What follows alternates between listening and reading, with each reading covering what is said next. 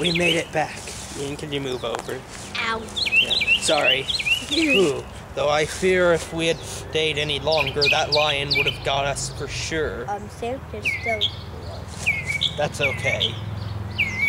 Yes, he doesn't know how to set up the camera right.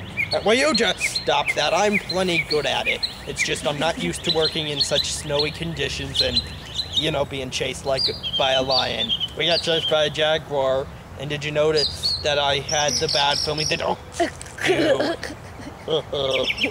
Ian, he doesn't know what he's doing. Alright, let's get back to the show, everyone. Enough laughing. Now, as for your Fred Flintstone question,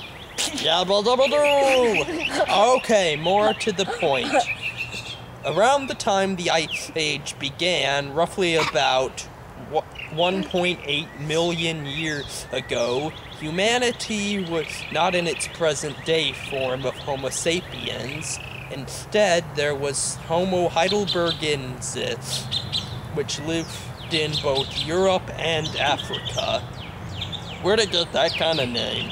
Heidelbergensis is a town in Germany where the fossils were first discovered. Now, let's compare and contrast the areas at the time.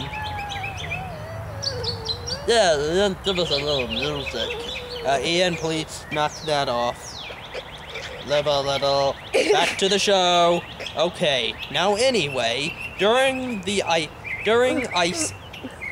Age just began, Europe was mainly two climates. To the north, the ice caps covered most of the continent, making life very difficult.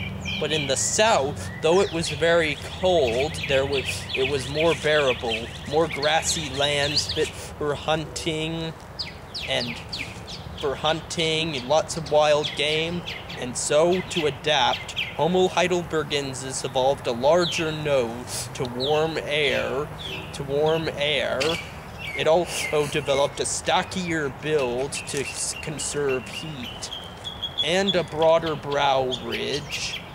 Ultimately, this led to the establishment of a new form of humanity, Homo neanderthalensis, or the Neanderthal for the casual user. What is it, Ian? I see a woolly mammoth. Oh, don't worry about those. Woolly mammoths won't attack us as long as we don't attack them. Now let's compare Africa at the time. At the time, North Africa was a lush grasslands fit for all sorts of game, so it wasn't too dissimilar from Europe, which was the way that a lot of European wildlife came to Africa, and thus a lot of African wildlife came to Europe. Yeah, it was sort of a trade road between the two continents. And at the same time, a similar situation was going on in the South continent, where Homo heidelbergensis was also. Now, this version of heidelbergensis developed a smaller jaw, a leaner build, much taller, and eventually became the species we know as Homo sapiens, or modern-day humans like us. Yeah. Now here's another thing. Would you know that we're an alien species? I knew it! You're always acting like aliens, so you must be. No, Lucky, we are not aliens from outer space, we're aliens from Earth. And by that, I mean that we're not native to North America, or Europe, or most of Africa.